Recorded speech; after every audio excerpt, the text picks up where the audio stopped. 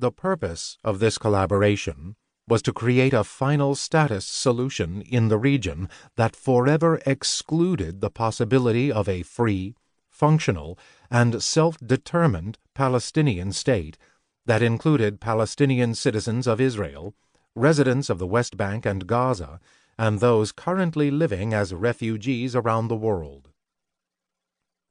Given this relationship, it is no surprise that Israel received many gifts from the United States, including recognition of Western Jerusalem as its capital, and Israel's annexation of the Golan Heights, a U.S. plan for permanent Israeli control of the West Bank dubbed, in the best Orwellian tradition, the deal of the century.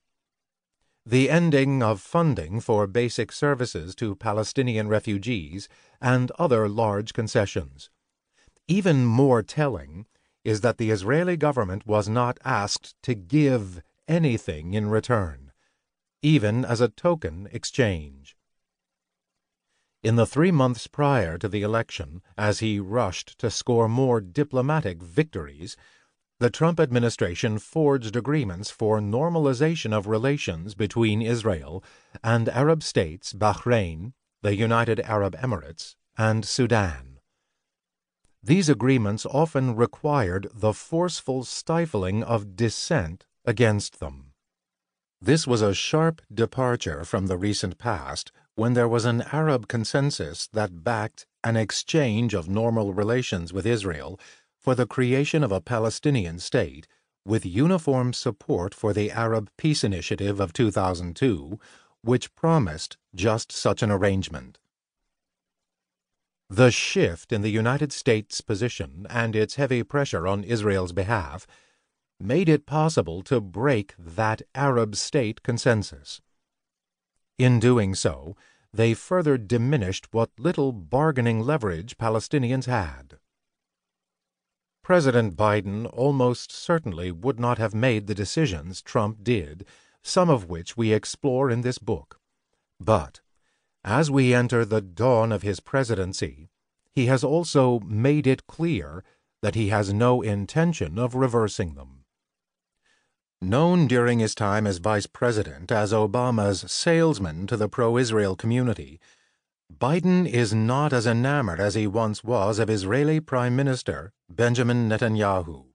Still, he is absolutely committed to, as his presidential campaign website stated, urge Israel's government and the Palestinian Authority to take steps to keep the prospect of a negotiated two-state outcome alive and avoid actions such as unilateral annexation of territory and settlement activity, or support for incitement and violence that undercut prospects for peace between the parties.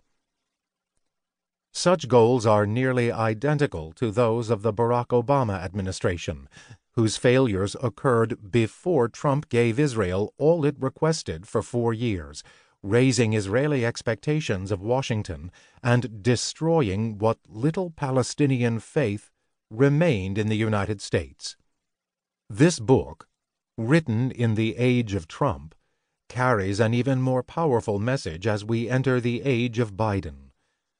We must remember that nearly nothing that Trump did, as ill-advised, cruel, or reckless as it may have been, was an original idea. His decisions were all based on long-held policy positions of various sectors within the pro-Israel community.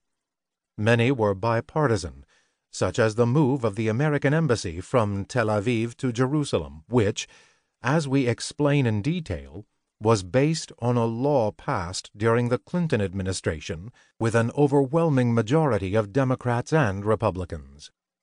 Long before Trump came along, Israel's occupation of the West Bank and siege on the Gaza Strip had become a part of the background of the American media landscape.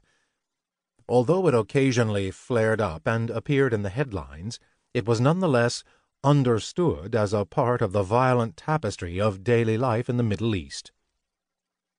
The Orientalist perception, along with the normalization of the occupation and dispossession of the Palestinian people, was cemented within the public imagination